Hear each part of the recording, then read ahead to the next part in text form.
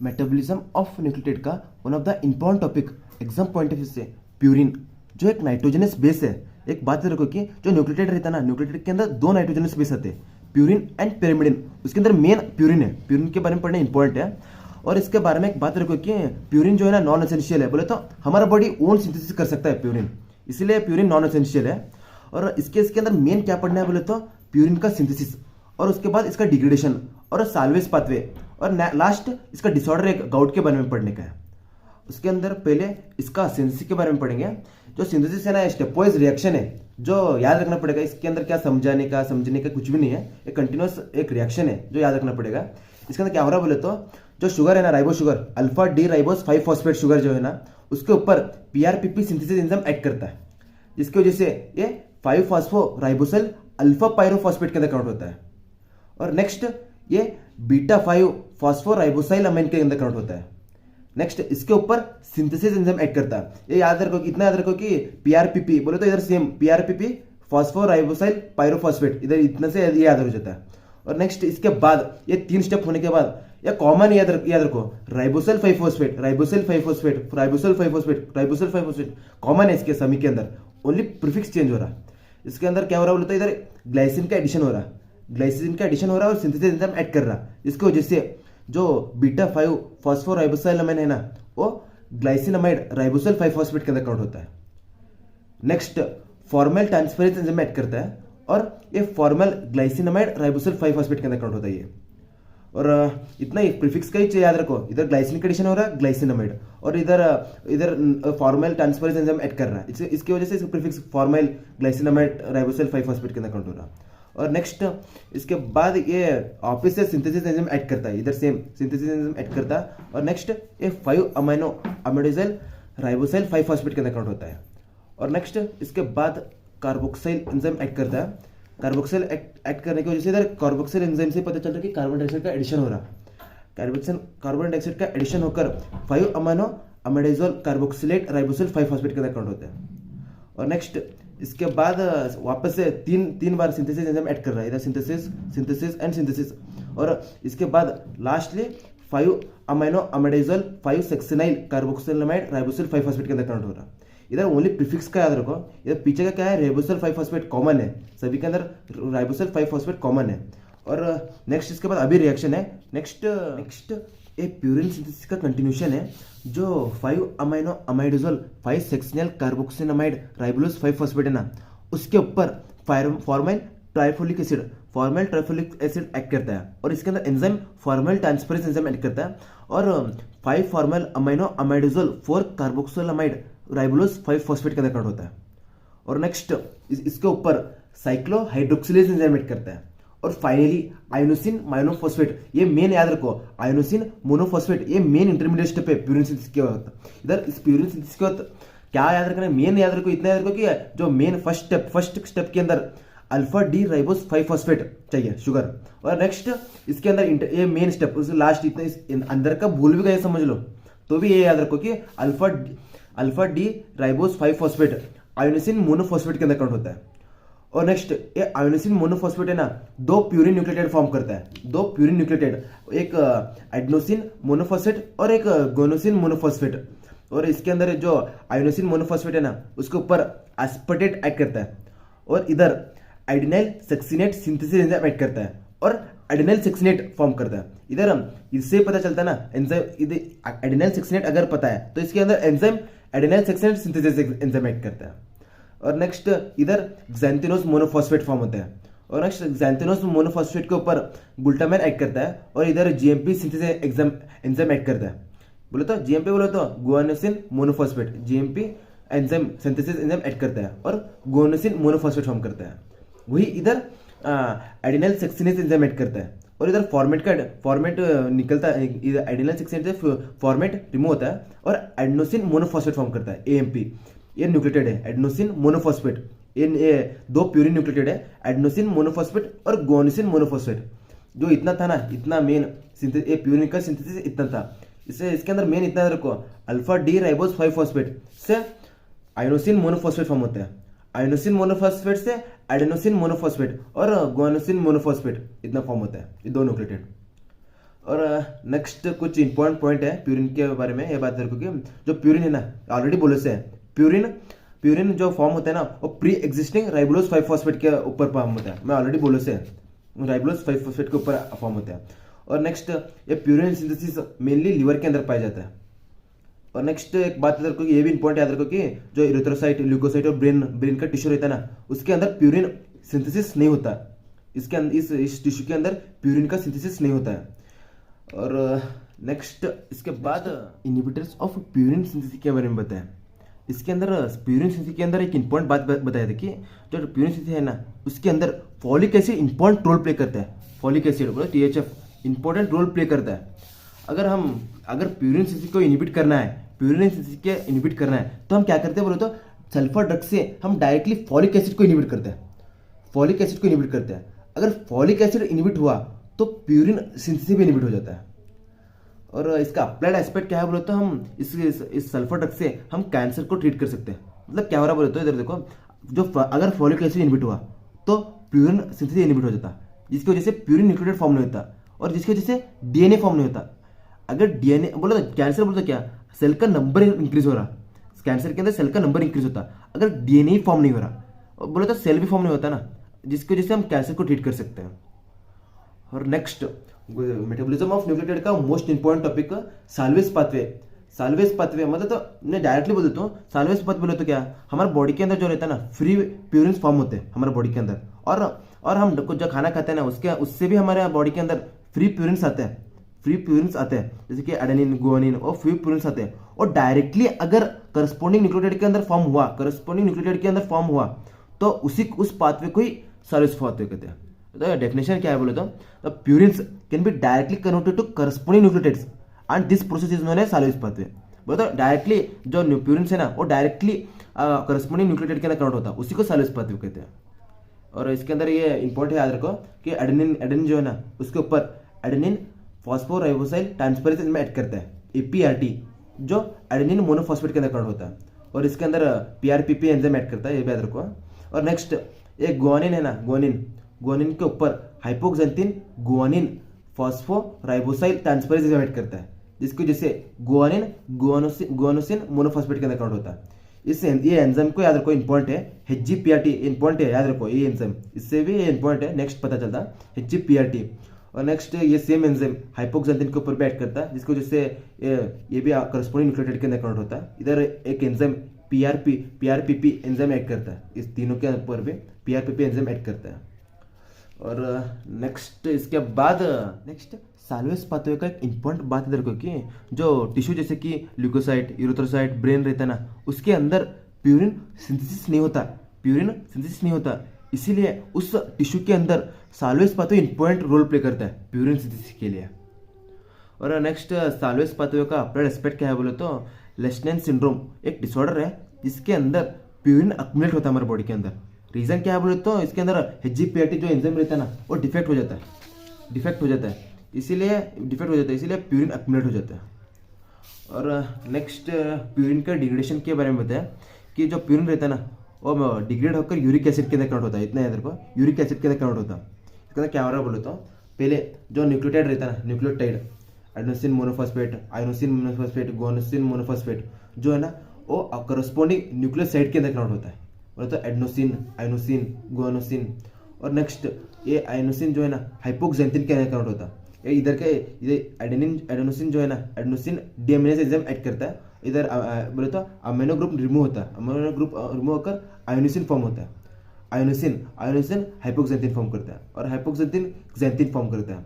और इधर गुआनिन बोले तो जो न्यूक्लियोसाइड है ना नाइट्रोजनस बेस के अंदर कन्वर्ट होता है, करस्पॉन्डिंग नाइट्रोजनस बेस के अंदर कन्वर्ट होता है। और नेक्स्ट ये गुआनिन जो है ना वो भी xanthine के अंदर कन्वर्ट होता है, इधर गुआनिस एंजाइम ऐड करता है।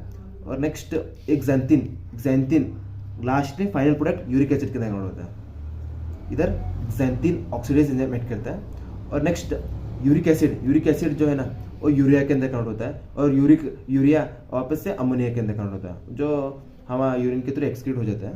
बोलो तो इसके अंदर डिग्रेडेशन के अंदर क्या इंपॉर्टेंट है बोले तो जो न्यूक्लियोटाइड है ना वो न्यूक्लियोसाइड के अंदर कन्वर्ट होता है, उसके बाद नाइट्रोजनस बेस के अंदर कन्वर्ट होता है, और लास्ट यूरिक यूरिक एसिड से यूरिया, यूरिया से अमोनिया, अमोनिया जो यूरिन के थ्रू एक्सक्रीट हो जाता है हमारे बॉडी के अंदर। और नेक्स्ट इसके बाद नेक्स्ट मेटाबॉलिज्म ऑफ न्यूक्लियोटाइड का लास्ट टॉपिक डिसऑर्डर्स। इसके अंदर मेन जो डिसऑर्डर्स है ना, उसके अंदर मेन गाउट डिसऑर्डर है। गाउट डिसऑर्डर को हाइपर यूरेसिमिया कहते हैं। मतलब तो गाउट के अंदर क्या हो रहा है बोलो तो यूरिक एसिड का कॉन्सेंट्रेशन इंक्रीज हो रहा है। बोले तो नॉर्मली हमारे बॉडी के अंदर यूरिक एसिड का रेंज 3 to 7 मिलीग्राम पर डिसिलीटर रहता है, और हमारा डेली एक्सक्रीशन हमारे बॉडी के अंदर 500 to 700 मिलीग्राम एक्सक्रीट होता है। बोले तो गाउट के अंदर क्या होता है बोले तो हमारे बॉडी के अंदर यूरिक एसिड का कॉन्सेंट्रेशन इंक्रीज हो जाता है। इंक्रीज होने की वजह से जो यूरिक एसिड है ना वो सोडियम यूरेट क्रिस्टल फॉर्म करता है इंक्रीज होने की वजह से। और ये सोडियम यूरेट क्रिस्टल जो है ना हमारा बोन्स का जॉइंट्स रहता है ना उसके अंदर अक्यूमुलेट हो जाता है। अक्यूमुलेट होने की वजह से वो जॉइंट्स इन्फ्लामेशन होता है, मतलब इन्फ्लामेट होकर रेडनेस आता है उसके उस जगह पर, उस जॉइंट के अंदर, और पेन स्टार्ट होता है। इसी को गाउट कहते हैं। और जो सोडियम यूरेट क्रिस्टल है ना वो किडनी के अंदर भी अक्यूमुलेट होता है, प्रिसिपिटेट हो जाता है। और यूरेटर्स के अंदर भी ये प्रिसिपिटेट होता है, जिसकी वजह से ब्लॉक हो जाता है। जो यूरिन का साइकिल जो है ना ब्लॉक हो जाता है, रीनल डैमेज होता है, किडनी स्टोन फॉर्म करता है। ये यूरिक अगर गाउट डिसऑर्डर के अंदर ये मेन याद रखो कि जो जॉइंट्स का इन्फ्लामेशन होता है, और नेक्स्ट रीनल डैमेज भी होता है गाउट डिसऑर्डर के अंदर। और गाउट डिसऑर्डर भी 2 टाइप है, जैसे कि primary gout and secondary gout. Primary gout के अंदर क्या हो रहा है बोले तो इनबॉर्न एरर है। बोले तो हम पैदाइशी जो है ना मेटाबॉलिज्म का एरर है, बोले तो इनबॉर्न एरर है, जिसके अंदर यूरिक एसिड का कॉन्सेंट्रेशन इंक्रीज होता रहता है और प्रोडक्शन रहता है। और इसका रीजन क्या है बोले तो जो पीआरपीपी सिंथेसिस और पीआरपीपी ग्लूटामाइल अमाइड ट्रांसफरेज ये एंजाइम जो है ना उसका फीडबैक रेगुलेशन लॉस हो जाता है। बोले तो अगर प्यूरिन का कॉन्सेंट्रेशन अगर बॉडी के अंदर ज़्यादा है तो ये एंजाइम अपना आप इनएक्टिव हो जाता है। मगर इस डिसऑर्डर के अंदर प्राइमरी गाउट के अंदर क्या बोला तो इनबॉर्न मेटाबॉलिज्म एरर है। इसके अंदर क्या बोला तो फीडबैक रेगुलेशन लॉस हो जाता है, जिसकी वजह से प्यूरिन का सिंथेसिस इंक्रीज होता है। अगर प्यूरिन का सिंथेसिस इंक्रीज हो रहा बोले तो प्यूरिन का डिग्रेडेशन भी इंक्रीज होता है, जिसकी वजह से यूरिक एसिड का कॉन्सेंट्रेशन भी इंक्रीज हो जाता है हमारे बॉडी के अंदर, जिसकी वजह से हमारा बॉडी के अंदर गाउट का डिसऑर्डर का कंडीशन डेवलप होता है। और नेक्स्ट इसके बाद सेकेंडरी गाउट के बारे में बताया। इसके अंदर क्या होता है बोले तो प्यूरिन का सिंथेसिस रेट इंक्रीज होता है और यूरिक एसिड का एक्सक्रीशन रेट डिक्रीज होता है।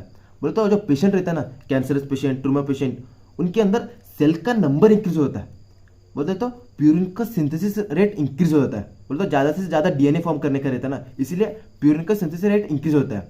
और इन पेशेंट के अंदर न्यूक्लिक एसिड का डिग्रेडेशन भी इंक्रीज होता है, जिसकी वजह से ज़्यादा यूरिक एसिड फॉर्म होता है, जिसकी वजह से उन पेशेंट के अंदर गाउट कंडीशन डेवलप होता है। और नेक्स्ट यूरिक एसिड पुल के बारे में बताया कि जो नॉर्मल यूरिक एसिड पुल रहता है नॉर्मल पर्सन के अंदर और 1200 मिलीग्राम रहता है, वही गाउट पेशेंट के अंदर डबल से भी ज़्यादा 3000 मिलीग्राम हो जाता है। और नेक्स्ट गाउट का ट्रीटमेंट के बारे में बताया। गाउट को ट्रीट करने के लिए हम ओलिप्रिनॉल ड्रग्स को यूज़ करते हैं, जो ज़ैंथिन ऑक्सीडेज एंजाइम को इनहिबिट करता है। देखो ज़ैंथिन ऑक्सीडेज एंजाइम इनहिबिट हो जाता है तो जो हाइपोक्सैंथिन रहता है ना वो मोर इजीली यूरिन के थ्रू एक्सक्रीट हो जाता है। बोले तो जो यूरिक एसिड है ना, यूरिक एसिड से भी इजीली हाइपोक्सैंथिन एक्सक्रीट हो जाता है यूरिन के थ्रू। और नेक्स्ट ओलिप्रिनॉल के ऊपर जो ज़ैंथिन ऑक्सीडेज एंजाइम है ना ऐड करता है और ओलोक्सैंथिन फॉर्म करता है। ओलिप्रिनॉल ओलोक्सैंथिन फॉर्म कर लेता है और ओलोक्सैंथिन वापस से ज़ैंथिन ऑक्सीडेज एंजाइम को इनहिबिट करता है, मोर एक्टिव फॉर्म रहता है। ओलिप्रिनॉल से भी मोर एक्टिव फॉर्म ओलोक्सैंथिन रहता है।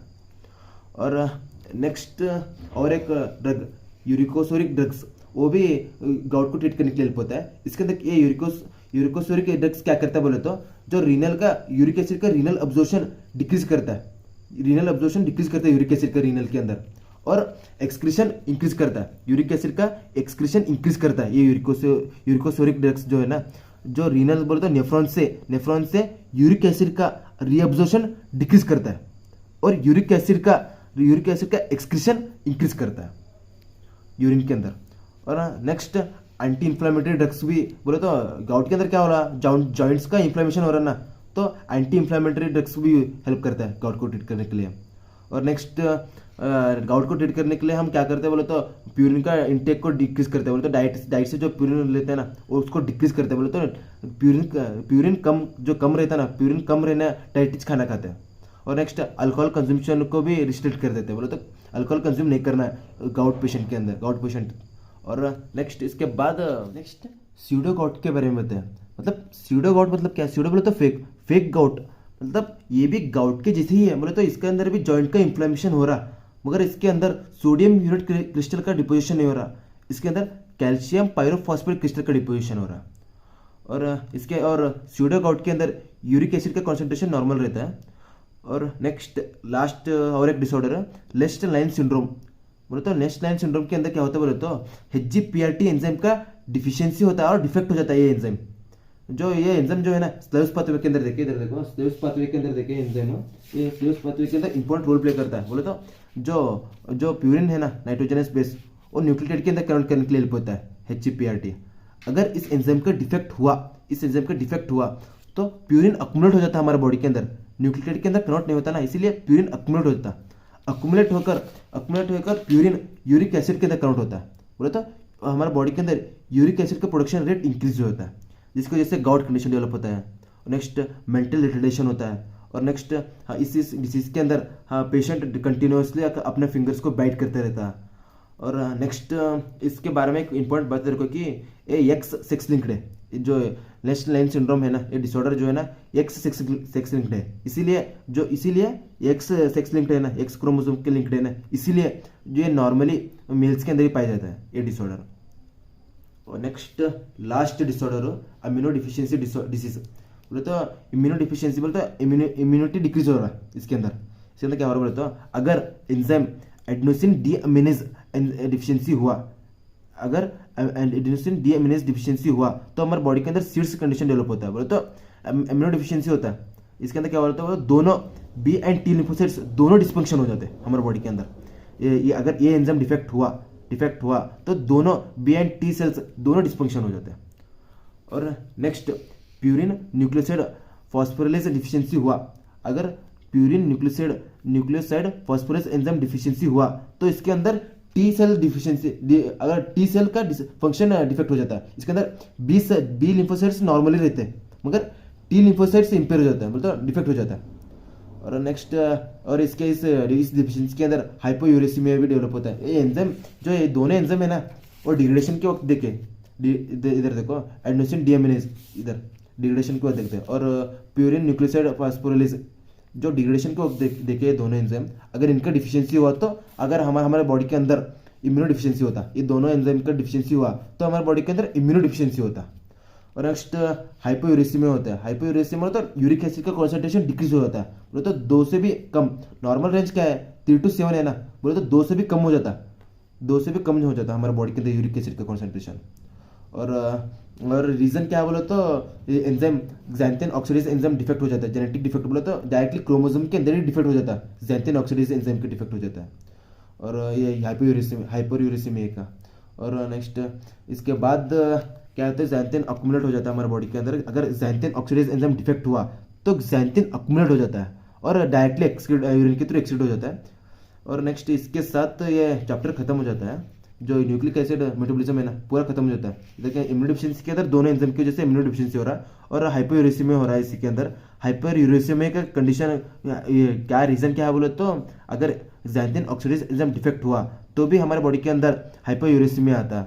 और हाइपोयूरेसिमिया अगर xanthine ऑक्सीडेज डिफेक्ट हुआ तो xanthine अक्यूमुलेट हो जाता है हमारे बॉडी के अंदर, xanthine जो डायरेक्टली यूरिन के थ्रू एक्सक्रीट हो जाता है। मैं ऑलरेडी बोले से कि जो यूरिक एसिड से भी इजीली एक्सक्रीट हो जाता है xanthine, हाइपोक्सैंथिन और इजीली एक्सक्रीट हो जाती है यूरिन के थ्रू। इसके साथ न्यूक्लियोसाइड मेटाबॉलिज्म खत्म होता है। Thank you.